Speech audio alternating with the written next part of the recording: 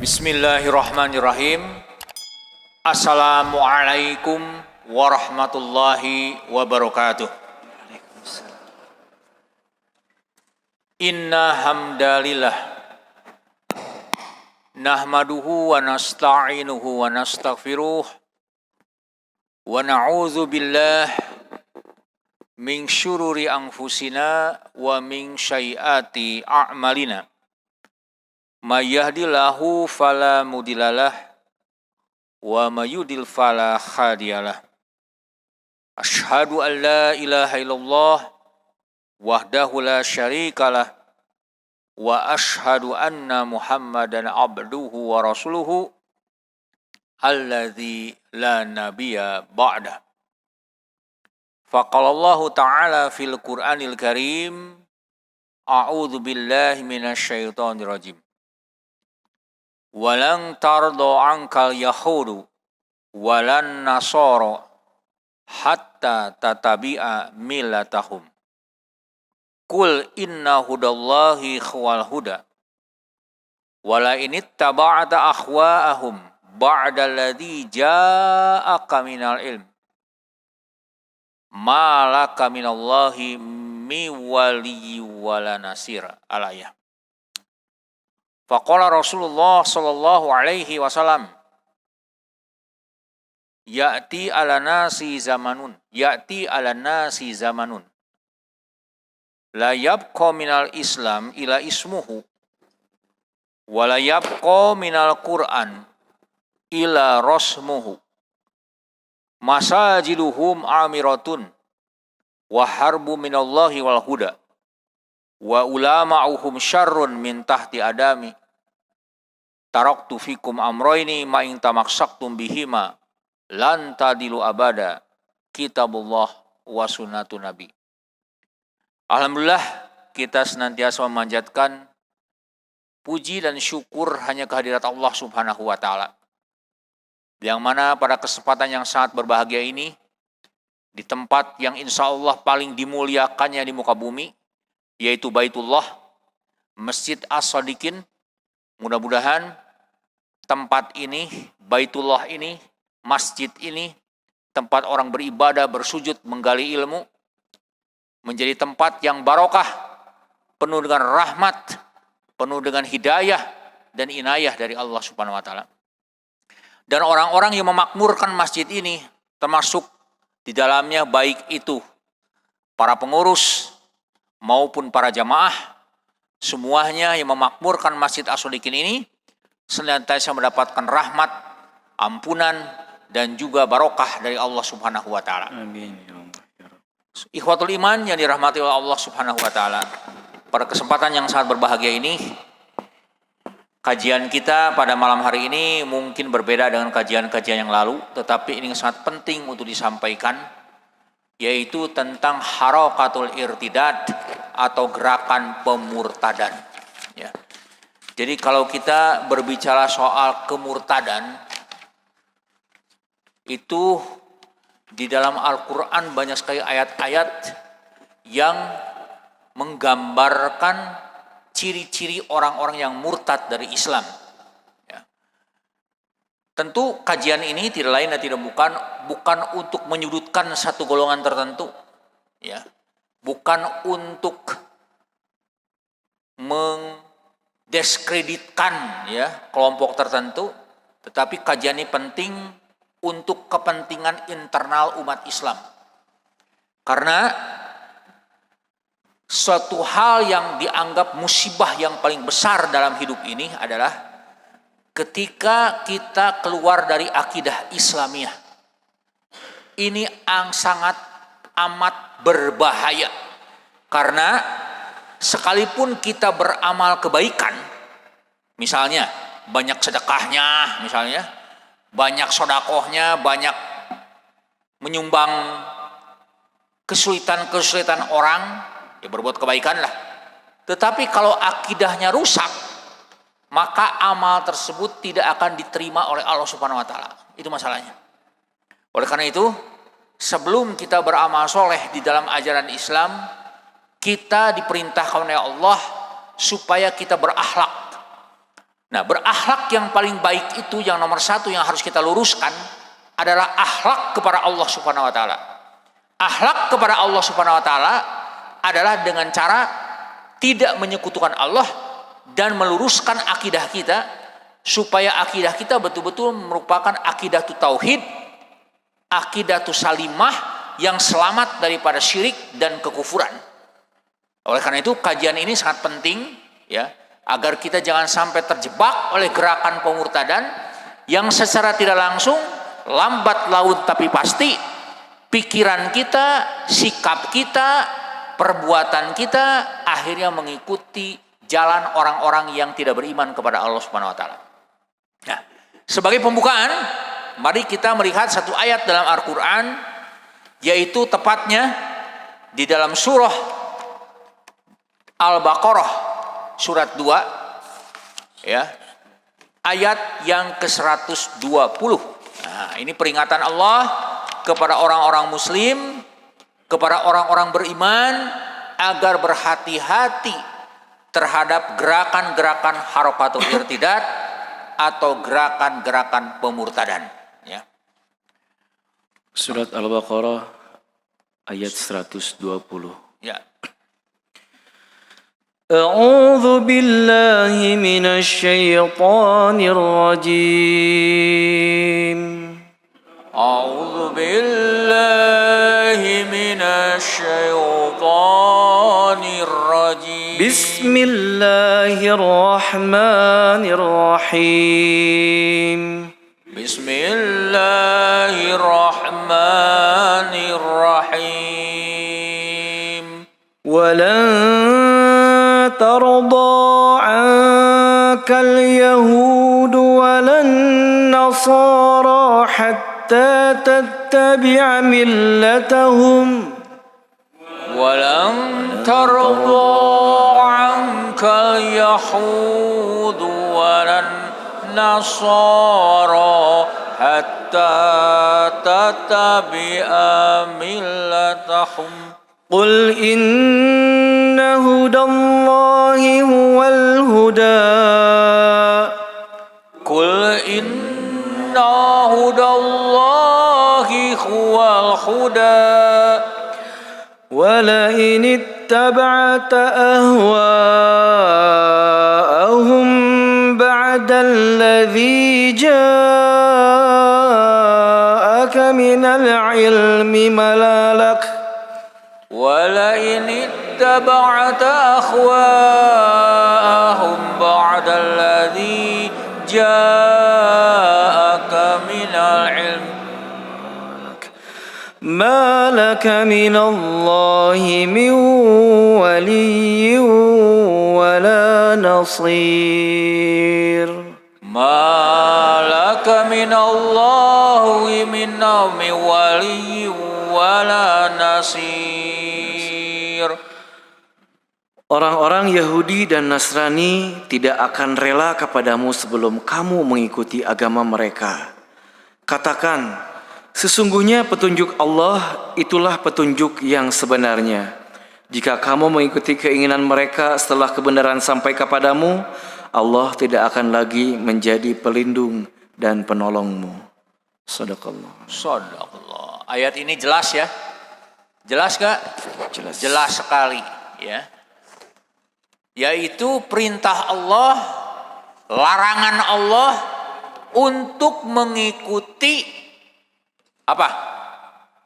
Mengikuti tata cara orang-orang Yahudi dan Nasrani.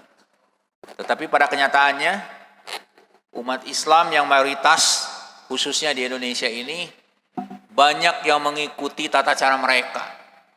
Baik dalam soal keyakinan, sikap, pikiran maupun tindakan. Naudzubillah min dzalik. Ya. Padahal Allah menyatakan dalam ayat ini dengan sangat jelas, dan orang-orang Yahudi itu dan juga Nasrani terutama aktivisnya, ya, gitu kan? Jadi mereka juga bergerak mereka juga berjihad.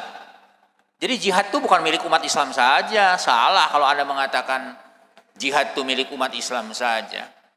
Umat Islam itu diperintahkan jihad itu, perhatikan dalam ayat Allah. Jahadu fi sabilillah. Tapi ada juga jahadu fi sabili tagut. Berjihad di jalan tagut. Ada yang berjihad juga. Jadi jangan dianggap orang-orang yang di luar Islam itu tidak berjihad. Berjihad mereka itu. Bagaimana caranya supaya umat Islam minimal tata cara hidupnya mengikuti mereka. Dan ini bukan hanya sekedar dipikirkan oleh mereka, tetapi bahkan sudah direncanakan beberapa puluh tahun yang lalu. Na'udzubillah summa na'udzubillah. Bahkan keruntuhan khilafah Islamiyah yang terakhir tahun 1924 di Turki, yaitu khilafah Utsmaniyah, itu tidak terlepas daripada gerakan pemurtadan ini yang sangat luar biasa lewat gerakan Ghazwul Fikr atau invasi pemikiran yang merubah tata cara berpikir intelektual Muslim menjadi sekuler. Dan kita semua tahu dulu di Turki itu sangat sekuler, betul gak? Setelah kedatangan seorang tokoh nasionalis yang bernama Kemal Atatürk yang menjadikan Turki modern, yang pada saat itu merubah tata cara Islam menjadi tata cara berpikiran Barat modern. Dan dalam sejarah kita semua tahu Masjid Hagia Sophia yang sangat terkenal itu dirubah menjadi gereja. Dan akhirnya alhamdulillah atas izin Allah lahirlah seorang pemimpin pada hari ini yang pemikirannya, hatinya terbelenggu oleh kecintaan terhadap ajaran Islam. Betul? Betul. Dan kita semua tahu itu nyata dikembalikan lagi Turki ke dalam pangkuan Islam. Subhanallah, Allahu Akbar. Pertanyaannya sekarang, bagaimanakah dengan Indonesia? Jangan saya yang menjawab, Anda yang menjawabnya. Bagaimana dengan kita? Apakah kita kembali ke dalam fitrah seperti mana Turki? Kalau Turki udah Idul Fitri itu. Idul Fitri itu kembali kepada fitrah. Fitrah itu apa? Kembali kepada Islam. Jadi ketika ada seorang mu'alaf mengucapkan dua kalimat syahadah, asyhadu alla ilaha illallah wa asyhadu anna muhammadar rasulullah, pada hakikatnya mu'alaf itu kembali Idul Fitri. Bukan murtad, Pak. Banyak orang yang menganggap bahwa kalau ada seorang Cina keturunan yang tidak beragama Islam kemudian masuk mengucapkan dua kalimat syahadat masuk Islam, dianggapnya murtad, Pak. Jangan katakan murtad kepada dia, tetapi mereka sesungguhnya Idul Fitri. Itu bedanya.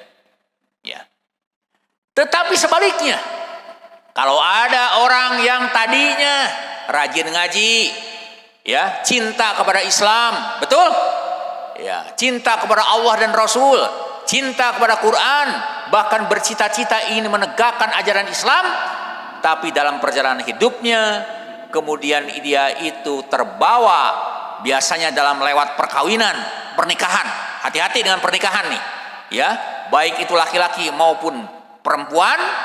Kabeng bat kumojang sa mojang anu teu iman, atau sebaliknya kabeng bat ku perjajaka anu teu iman.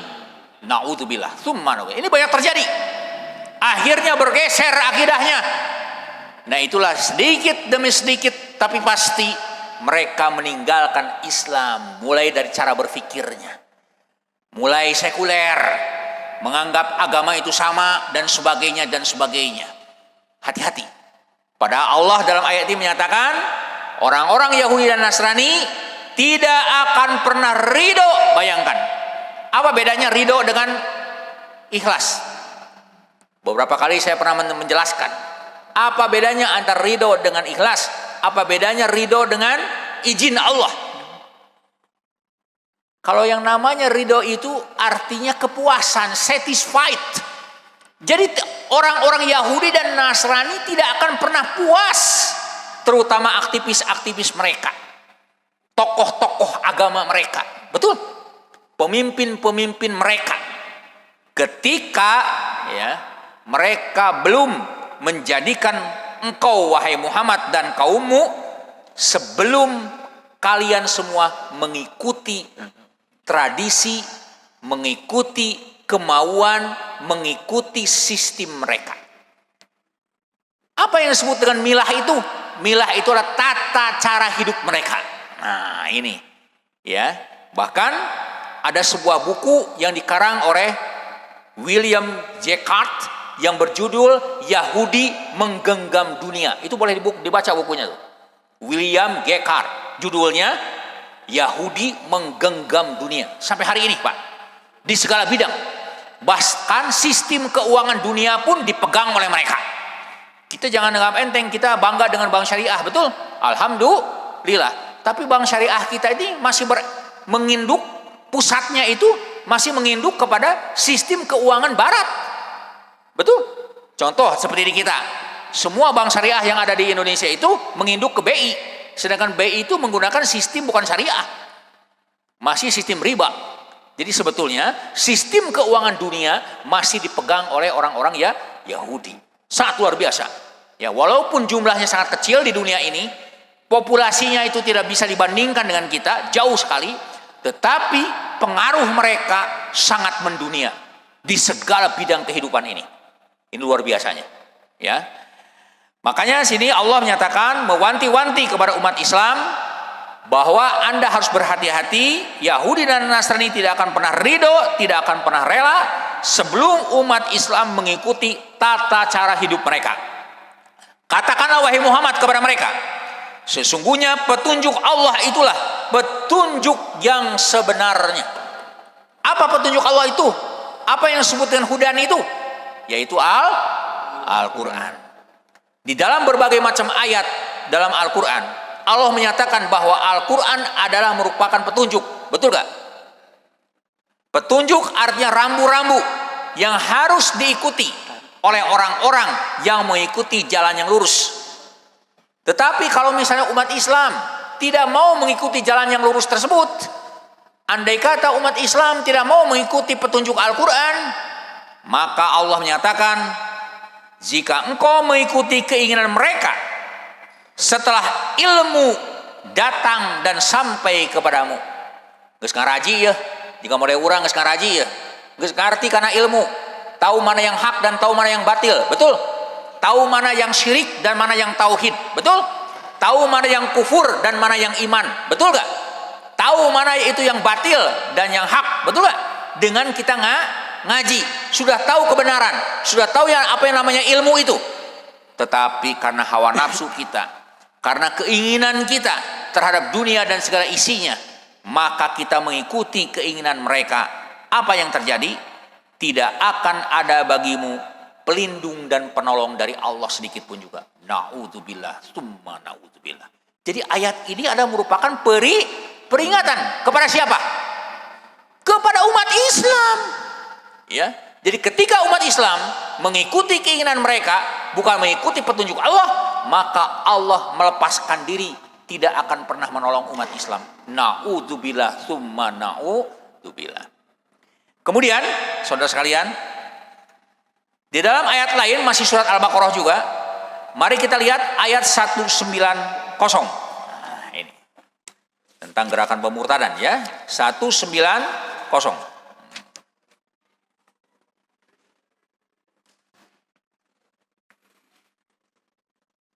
Surat Al-Baqarah ayat 190. A'udzu billahi minasy syaithanir rajim. A'udzu billahi minasy syaithanir rajim. وقاتلوا في سبيل الله الذين يقاتلونكم ولا تعتدوا sabilillah alladzina yuqatilunakum wa la ta'tadu. Innallaha la yuhibbul mu'tadin. Innallaha yuhibbul mu'tadin. Perangilah di jalan Allah orang-orang yang memerangimu, tetapi jangan melampaui batas. Sesungguhnya Allah tidak menyukai orang-orang yang melampaui batas. Jadi ayat ini kita disuruh untuk memerangi orang yang memerangi kita. Nah, gerakan pemurtadan ini sekali lagi adalah upaya untuk memerangi umat Islam mulai dari akidahnya. Na'udzubillah tsumma na'udzubillah. Mereka menanamkan akidah mereka lewat berbagai macam cara. Ya.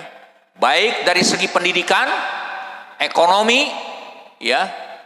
Tentu saja kalau pendidikan dan ekonomi sudah mereka kuasai, akan menguasai politik, kekuasaan, dan juga militer, dan akhirnya akan menguasai sebuah negara.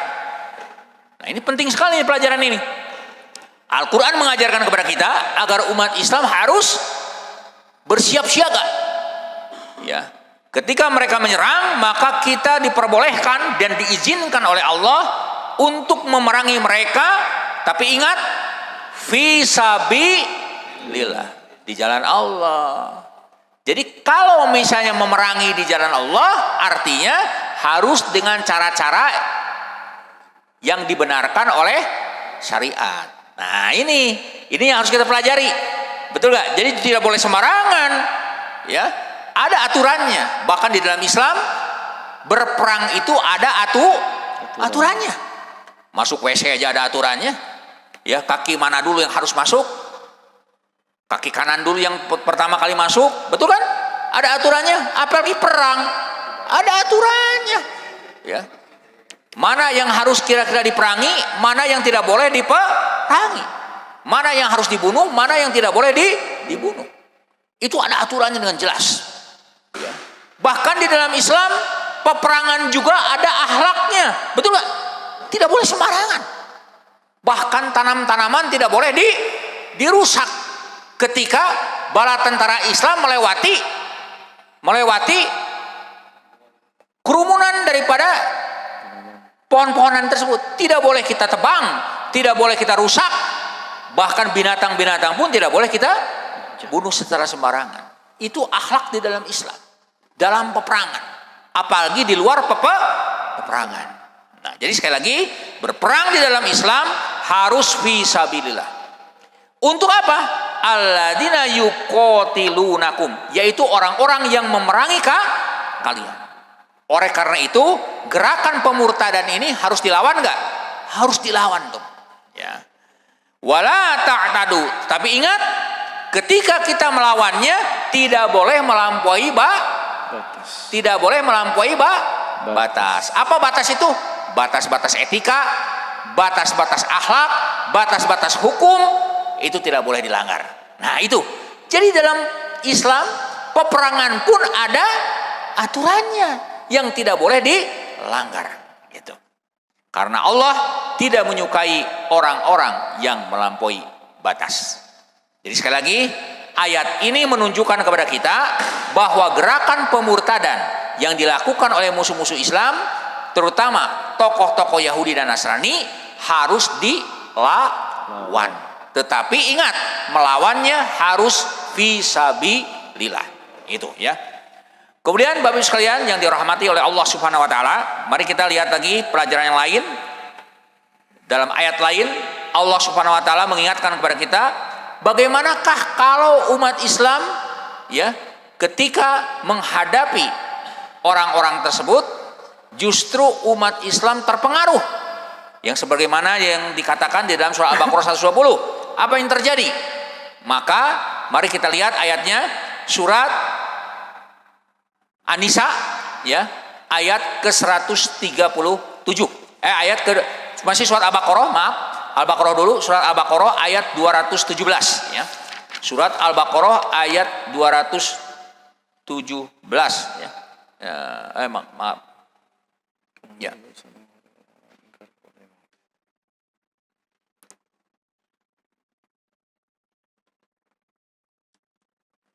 Surat Al-Baqarah surat 2 ayat 217. Ya. Surat Al-Baqarah ayat 217. A'udzu billahi minasy syaithanir rajim. A'udzu billahi minasy syaithanir rajim. يسألونك عن الشهر الحرام قتال فيه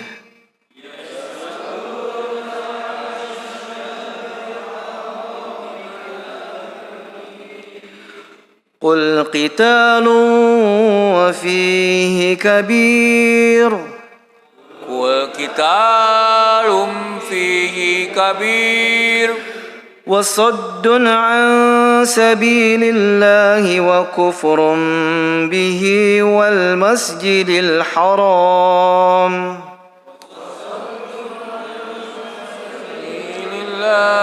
وكفر به والمسجد الحرام وإخراج أهله منه أكبر عند الله الحرام وإخراج أهله منه أكبر عند الله والفتنة أكبر من القتل وفتنة أكبر من القتل ولا يزالون يقاتلونكم حتى يردوكم عن دينكم إن استطاعوا ولا يزالون يقاتلونكم حتى يردوكم عن دينكم إن استطاعوا ومن يرتدد منكم عن دينه فيمت وهو كافر فأولئك ومن يرتدد منكم عن دينه فيمت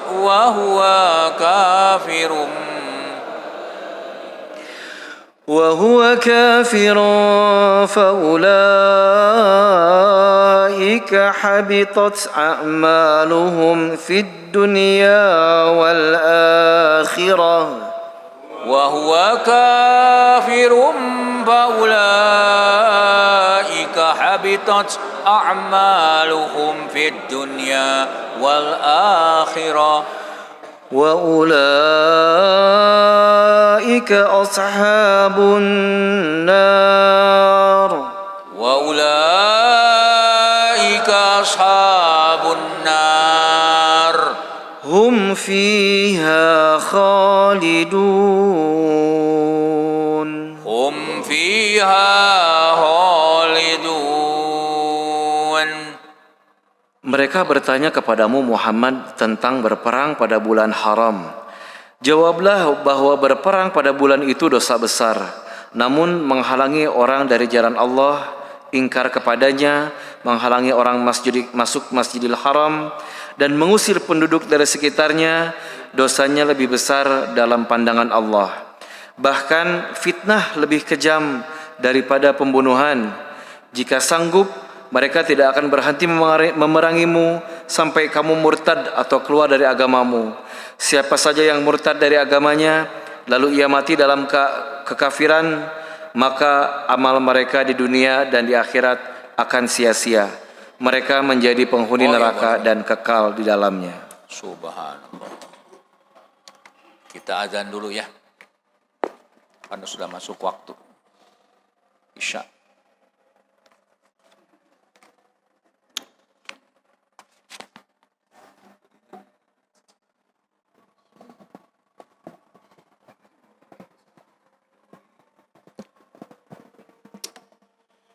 الله أكبر الله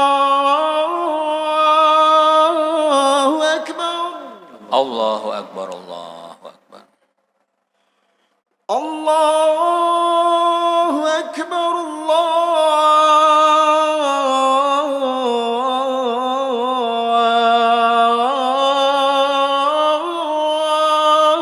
Akbar. Allahu Akbar, Allahu Akbar. Asyhadu an la ilaha illallah.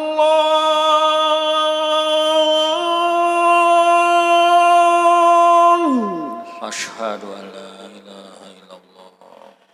أشهد أن لا إله إلا الله. Asyhadu an la ilaha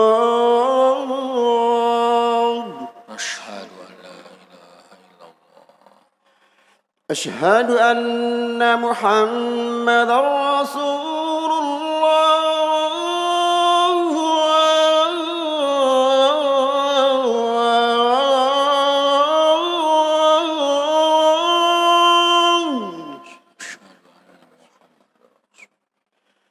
أشهد أن محمدا رسول الله. Asyhadu anna Muhammadar Rasulullah.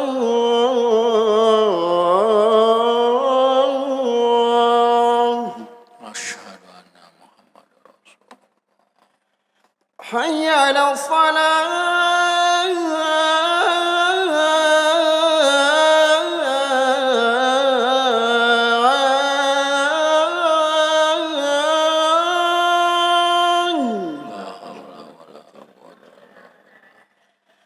حي على الصلاة.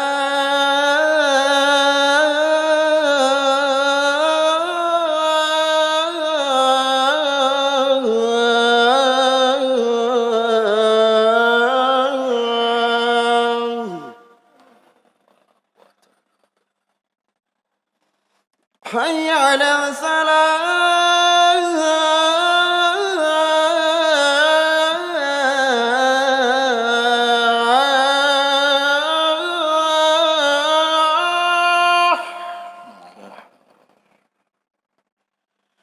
حي على الصلاح.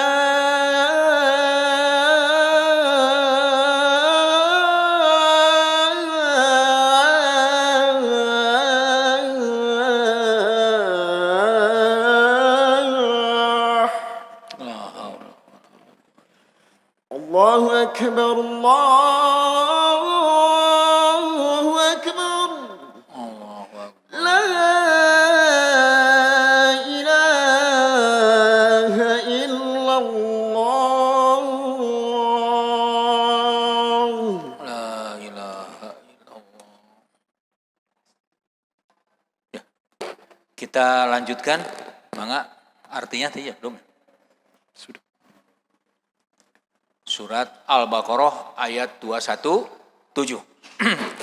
Kita teruskan kajian kita ya sebentar lagi. Mereka bertanya kepadamu Muhammad tentang berperang pada bulan haram. Jawablah bahwa berperang pada bulan itu dosa besar. Namun menghalangi orang-orang dari jalan Allah, ingkar kepadanya, menghalangi orang masuk Masjidil Haram, dan mengusir penduduk dari sekitarnya, dosanya lebih besar dalam pandangan Allah. Bahkan fitnah lebih kejam daripada pembunuhan. Jika sanggup, mereka tidak akan berhenti memerangimu sampai kamu murtad dari agamamu. Siapa saja yang murtad dari agamanya, lalu ia mati dalam keadaan kafir, maka amal mereka di dunia dan di akhirat akan sia-sia. Mereka menjadi penghuni neraka dan kekal di dalamnya. Shadaqallah. Shadaqallah. Siapakah orang murtad dalam ayat ini? Siapakah orang murtad itu? Yang keluar dari agamanya. Orang-orang yang bagaimana? Yang tidak mencegah kemungkaran, yaitu ketika ada orang-orang yang menghalangi dari jalan Allah, kemudian menghalangi orang masuk Masjidil Haram, mengusir penduduknya, maka diwajibkan umat Islam untuk memeranginya. Subhanallah. Ya. Andai kata bangsa Indonesia pada saat itu berpangku tangan saja, ya, betul, Dulu kan kita dijajah oleh Belanda berapa abad? 3,5 abad. Padahal konon katanya penjajah yang paling lemah itu adalah Belanda. Tapi diberikan penjajah yang paling lemah di antara yang lain, kita sudah dijajah 3,5 abad baru bisa merdeka. Waktu yang panjang atau waktu yang pendek? Panjang. Berapa generasi baru bisa merdeka? Betul. Artinya kemerdekaan ini direbut oleh umat Islam dengan susah payah. Dengan pengorbanan yang sangat besar. Betul gak? Zaman dulu. Kalau kita lihat pahlawan-pahlawan dulu nih Pak. Kita bukan berarti mendiskreditkan sekali lagi satu golongan tertentu. Tapi ini kenyataan, kejujuran. Fakta berbicara. Betul?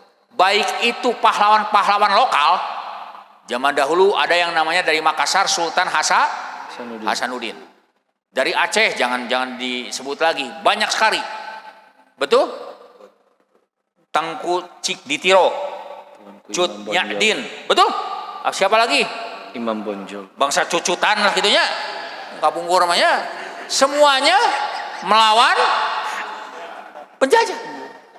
Sekarang saya mau tanya. Belum lagi di Jawa, Pangeran Diponegoro. Semua pahlawan-pahlawan lokal ini yang mengangkat senjata, agamanya apa Pak? Islam. Ketika mereka melawan penjajah niatnya cuma satu. Waktu itu belum ada Indonesia Pak. Mereka berjuang karena Allah. Mereka berjuang karena jihad fi sabilillah. Bukan karena Indonesia. Bukan karena Nusantara. Gak ada. Ya, ini hanya plesetan saja. Sebetulnya pahlawan-pahlawan itu pun tidak ada yang mengatakan Indonesia. Belum ada Pak. Mereka berjuang karena agama. Karena agama Islam mengajarkan kepada para ulama itu bahwa tidak boleh mereka itu bertekuk lutut kepada musuh, apalagi menyerahkan keyakinan agamanya dan akidahnya. Itu karena akidah. Cuman sejarah kita ditutupi, betul? Dianggap bahwa pahlawan-pahlawan itu berjuang bukan karena akidah. Padahal pahlawan-pahlawan itu berjuang karena agama, karena akidah, karena la ilaha illallah. Mereka ingin mengusir penjajah. Mereka mati-matian untuk mengusir penjajah. Kita semua tahu di dalam sejarah itu. Bahkan setelah semua dari Sabang sampai Merauke dipersatukan oleh siapa? Oleh Islam pula. Siapa yang mempersatukan pertama kali? Haji Umar Said Cokro Aminoto. Lewat syarikat Islam. Yang dahulunya syarikat dagang Islam. Kenali sejarah kita itu. Siapa yang memperjuangkan ini? Betul gak? Dan kalau kita lihat jalan-jalan itu sangat disayangkan ya. Ternyata penghormatan mereka terhadap umat Islam cuman menjadikan mereka jadi nama jalan doang. Betul? Tapi ajaran mereka, cita-cita mereka untuk menegakkan syariat Islam di bumi Indonesia tidak pernah kesampaian sampai hari ini, Pak. Tidak pernah kesampaian. Padahal saya yakin para pahlawan itu dari berbagai daerah tersebut, ya, yang kebanyakan ada ulama-ulama itu, mereka menginginkan agar negeri ini suatu saat kelak cita-cita mereka itu dipimpin oleh seorang Islam yang menegakkan syariat Islam. Dan kita semua tahu di dalam sejarah, dalam suatu piagam yang namanya Piagam Jakarta, betul? Piagam Jakarta sama dengan Piagam Madinah, Pak. Perjanjian kontrak sosial dengan orang-orang non-muslim. Salah satunya itu untuk membentuk sebuah negara. Dan dalam Piagam Jakarta ini semua sudah sepakat ketuhanan yang Maha Esa dengan menjalankan syariat Islam. Itu cita-cita negeri ini. Jadi sangat bodoh kalau ada orang yang mengatakan, ya, bodoh sekali dan tidak tahu sejarah. Ya, kenapa saya katakan bodoh? Orang yang mengatakan Islam harus dipisahkan dari negara, na'udzubillahi min dzalik. Justru Islam tidak bisa dipisahkan dari negara. Karena lahirnya negara ini tidak terlepas daripada Islam dan para ulamanya. Dan itu sejarah mencatat. Dan kalau kita mempelajari buku-buku sejarah tentang perjuangan bangsa ini, tidak bisa lepas dari para ulama dan peranan mereka. Betul gak? Tidak bisa terlepaskan. Jadi sampai hari kiamat pun, bahkan saya katakan, Jangankan Indonesia ya. Indonesia ini tidak akan bisa lepas daripada Islam. Karena yang melahirkan Indonesia itu adalah Islam itu sendiri. Nah, itulah yang harus disadari oleh generasi umat Islam hari ini. Jangan sampai generasi umat Islam ini tidak sadar, ya, bahkan mengikuti pikiran-pikiran orang-orang sekuler itu, ya, yang ingin memisahkan Islam dari kehidupan, memisahkan Islam dari negara, bahkan dikatakan Islam itu hanya agama ritual saja, tidak usah ngurus negara, tidak ngurus masyarakat, sehingga akhirnya apa yang terjadi? Negeri ini mengalami kemunduran, negeri ini mengalami kerusakan yang sangat luar biasa dari hari ke hari, karena ulah orang-orang yang sudah terjangkit oleh penyakit Ghazwul Fikr ini, atau invasi pemikiran yang sangat luar biasa ini, yang termasuk di dalam gerakan pemurtadan. Nah, kemudian Allah Subhanahu wa taala mengingatkan kepada orang-orang Islam, kepada orang-orang yang sudah mengaku beriman, ya, sedang mereka tidak akan berhenti memerangi kamu sampai kamu murtad, keluar dari agamamu. Maksudnya apa? Keluar dari syariat Islam, keluar dari ajaran Islam, ya. Lalu dia mati dalam keadaan kafir, maka mereka itulah sia-sia amalnya di dunia dan di akhirat. Jadi sekali lagi, orang-orang yang murtad dari Islam, orang-orang yang keluar dari ajaran Islam, orang-orang yang keluar dari ajaran Al-Quran, bagaimana nanti di akhirat, Pak? Amalnya diterima nggak, Pak? Tidak akan diterima. Na'udzubillah tsumma na'udzubillah. Hati-hati nih dengan gerakan pemurtadan nih. Jangan-jangan amal soleh kita tidak akan amal kebaikan kita tidak akan diterima di sisi Allah gara-gara kita pindah akidah. Na'udzubillah tsumma na'udzubillah. Mari kita lihat lagi ayat yang lain, surat An-Nisa ayat 137. Nah, langsung dibaca aja artinya, boleh kalau misalnya waktunya terbatas. Nah, Surat An-Nisa ayat 137. Sesungguhnya orang-orang beriman lalu kafir dan beriman lagi, kemudian kafir lagi dan bertambah kekafirannya, Allah tidak akan mengampuni dan tidak pula menunjukkan jalan lurus bagi mereka. Nauzubillah min dzalik. Kunaon umat teh, kunaon bangsa urang teh telempeng-lempeng wae. Oh, ternyata murtad, Pak. Setelah mengaku beriman, setelah mengaku Islam, cinta kepada Islam, cinta kepada Allah, lalu dia ingkar karena tergoda oleh kehidupan dunia ini, pindah akidah, jual akidah demi kehidupan dunia ini, demi kesenangan dunia ini. Apa yang terjadi? Pemimpinnya seperti itu, ulamanya seperti itu, maka apa yang terjadi? Lalu kemudian dia kafir. Kemudian setelah kafir itu tobat, kemudian beriman lagi setelah dapat keuntungan, kemudian kafir lagi, lalu bertambah kekafirannya sampai 3 kali, Pak.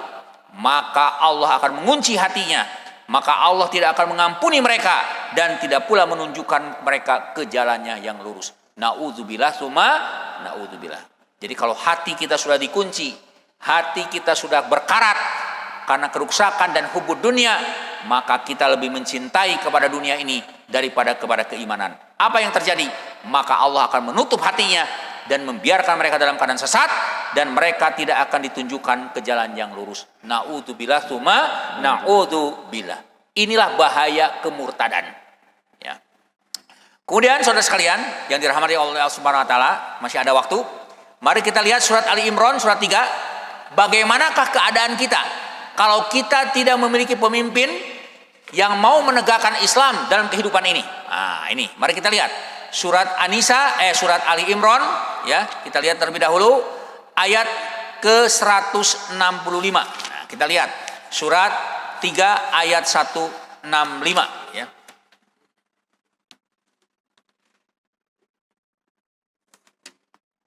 Sehingga akhirnya kita mengalami kekalahan, ya. Maka surat Ali Imran 165. Surat Ali Imran ayat 165. Silakan, ini A'udzu billahi minasy syaithanir rajim. A'udzu billahi minasy syaithanir rajim.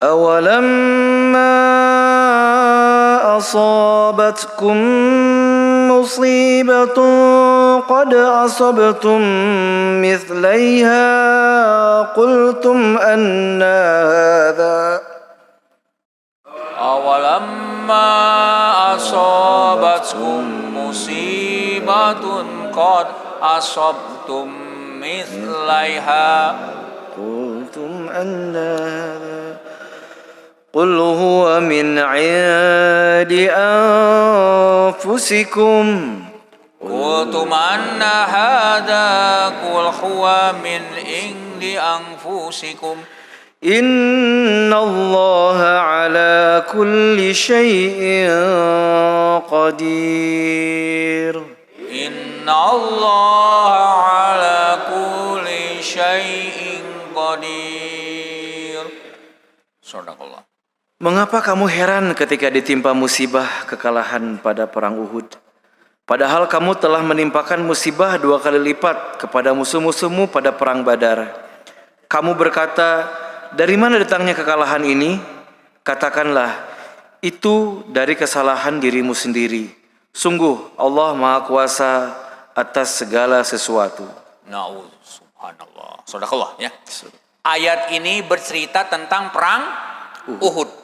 Ada 2 peperangan besar dalam sejarah Islam yang dipimpin oleh Nabiullah Muhammad SAW, yaitu perang Badar dan perang Uhud. Waktu perang Badar, umat Islam berjumlah 300 melawan orang-orang tidak beriman 1000 orang. 1 banding 3. Umat Islam menang nggak? Menang. 1 banding 3, tapi yang 1 itu bisa mengalahkan yang 3. Betul? Betul? Dan umat Islam mengalami kemenangan. Apa kuncinya? Karena umat Islam pada saat itu taat kepada pemimpin, betul? Disiplin, ya, dan mereka berjihad betul-betul ikhlas karena Allah Subhanahu wa taala. Nah, itu kuncinya. Tetapi ketika perang Uhud terjadi sebaliknya. Umat Islam yang pada saat itu sudah diambang kemenangan, kemudian tidak mengindahkan apa yang diperintahkan oleh komandannya. Siapa komandannya? Nabi Muhammad SAW. Betul? Orang Islam pada saat itu berlarian merebut ghanimah, betul? Apa yang terjadi? Akhirnya umat Islam mengalami kekalahan. Dipukul balik oleh tentara musuh yang dipimpin oleh Khalid bin Walid yang ketika itu belum masuk Islam. Kemudian umat yang beriman pada saat itu bertanya kepada Rasul, bertanya kepada Allah, kenapa kita mengalami kekalahan? Ya, maka katakanlah, kekalahan ini akibat dari kesalahan umat Islam. Padahal pada saat itu umat Islam dipimpin oleh Nabiullah Muhammad Shallallahu Alaihi Wasallam. Bayangkan, dipimpin oleh Nabi pun kalah perang. Jadi tidak setiap umat Islam pada saat itu walaupun dipimpin oleh Rasul itu menang perang terus, tidak. Tetapi pernah kalah perang. Ketika kapan? Ketika mereka sudah tidak berkualitas. Ini kuncinya. Sekarang kita lihat negeri ini. Negeri ini mayoritas beragama Islam. Kekayaan alamnya bagaimana? Luar biasa, melimpah di mana-mana. Di bumi, di dalam bumi semua ada kekayaan. Di dalam samudra bagaimana, Pak? Ada kekayaan. Betul? Belum lagi di angkasanya. Belum lagi letak geografisnya. Betul gak? Kaya raya luar biasa, bahkan jadi incaran negara-negara lain. Betul gak? Sampai hari ini, Pak. Ya. Apa yang terjadi? Apa yang terjadi? Umat Islam menang gak hari ini? Tidak.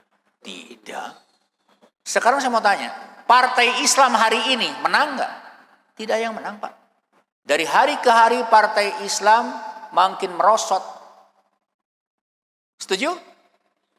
Padahal kita mayoritas. Padahal katanya partai Islam itu bercita-cita mau menegakkan Islam di Indonesia. Betul gak? Tapi apa yang terjadi? Tidak didukung oleh umat Islam. Na'udzubillah summa na'udzubillah. Apa yang terjadi dengan bangsa ini? Apa yang terjadi dengan negeri ini? Apakah nanti ketika kita memilih kembali pemimpin, apakah partai-partai Islam kembali akan terpuruk? Dari waktu ke waktu ternyata partai Islam mengalami keterpurukan. Dari mana kekalahan itu terjadi? Dari kesalahan dirimu sendiri. Jangan menyalahkan orang lain. Itulah sindiran Allah. Itulah sindiran Allah Subhanahu wa taala. Apa penyakitnya? Karena tidak taat kepada Allah dan Rasulnya. Dan tidak taat kepada pemimpin yang mau menegakkan Islam itu sendiri. Itu satu. Yang kedua, mari kita lihat surat 9 ayat 25. Langsung dibaca artinya aja. Surat 9 ayat 25 tentang perang Hunain. Perang Hunain pun umat Islam mengalami kekalahan. Nah, ini. Jadi jangan dianggap bahwa di zaman Rasul itu umat Islam selalu menang perang, tidak. Tapi umat Islam pun pernah mengalami kekalahan. Nah, kita lihat. Ya, surat 9 ayat 25. Surat 9 At-Taubah ayat 25. Sungguh Allah telah menolongmu di banyak medan perang. Ingatlah, pada perang Hunain jumlahmu yang besar membanggakanmu, tetapi jumlah yang banyak itu sama sekali tidak berguna bagimu, dan bumi yang luas itu terasa sempit olehmu. Kemudian kamu berbalik ke belakang dan lari tunggang langgang. Ini terjadi pada saat di zaman Rasulullah. Umat Islam pada saat itu sudah besar. Oke?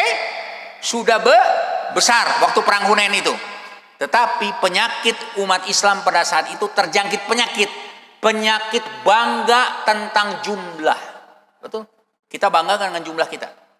Kita adalah negara paling besar, nomor 2 di dunia. Umat Islamnya paling besar. Betul gak? Bangga dengan jumlah.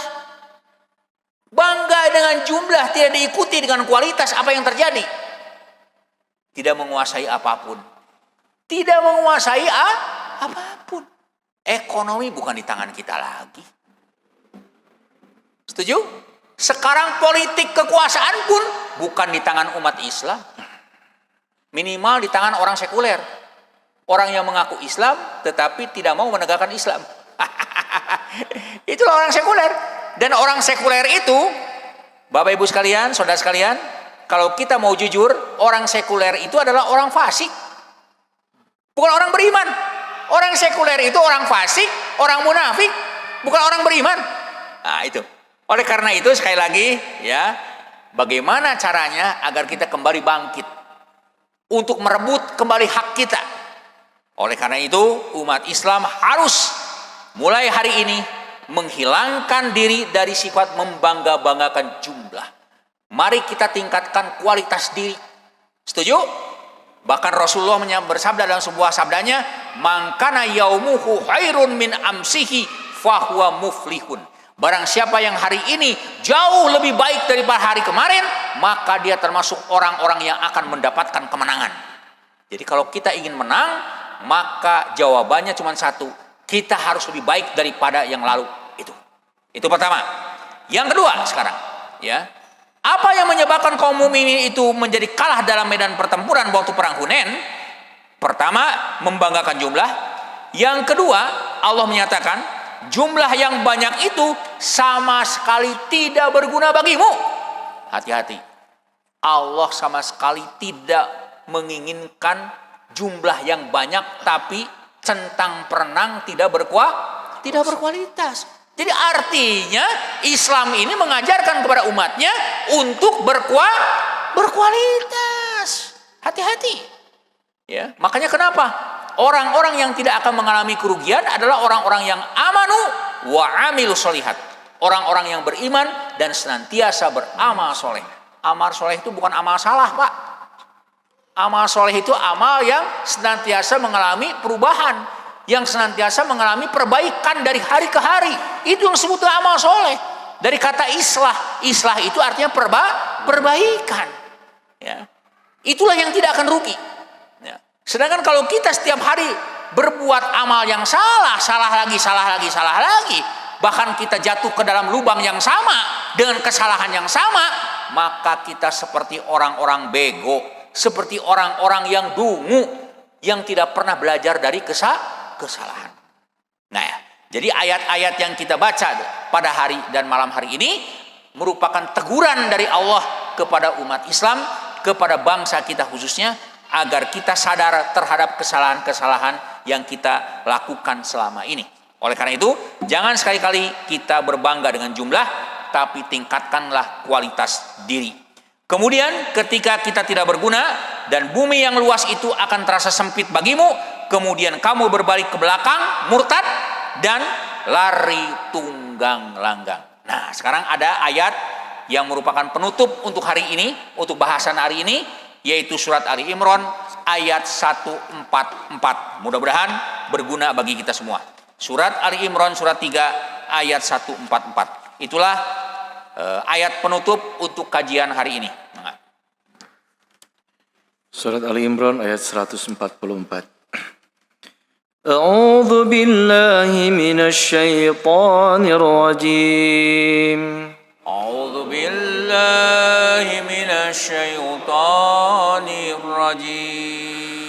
وما محمد إلا رسول وما محمد إلا رسول قد خلت من قبله الرسل قد خلت من قبله الرسل أفإن مات أو قتل انقلبتم على أعقابكم أفإن مات أو قتل انقلبتم على عقابكم ومن ينقلب على عقبيه فلن يضر الله شيئا ومن ينقلب على عقبيه فلن يضر الله شيئا وسيجزي الله الشاكرين وسيجزي الله الشاكرين. Muhammad hanyalah seorang rasul yang sebelumnya telah berlalu beberapa rasul. Apakah jika ia wafat atau dibunuh, kamu akan murtad? Siapapun di antaramu yang murtad, maka sedikit pun Allah tidak akan rugi. Allah akan memberi balasan kepada orang yang bersyukur. Subhanallah. Ayat juga ini mengingatkan jangan sekali-kali umat Islam bergantung kepada pemimpin. Sekalipun pemimpin Islam tidak ada, pemimpin yang mau menegakkan Islam tidak ada, umat Islam tetap harus bercita-cita menegakkan syariat Islam di bumi Indonesia ini. Setuju? Setuju. Allahu Akbar. Itu semangat itu, spirit itu yang tidak boleh padam. Jangan bergantung kepada seseorang. Contohnya hari ini, ketika seseorang itu masuk ke dalam penjara, apa yang terjadi? Apa yang terjadi? Apakah berhenti perjuangan kita? Tidak. Apakah kamu akan murtad kembali? Andai kata Muhammad itu dibunuh, andai kata Muhammad itu wafat, apakah kamu akan berhenti berjuang? Tidak.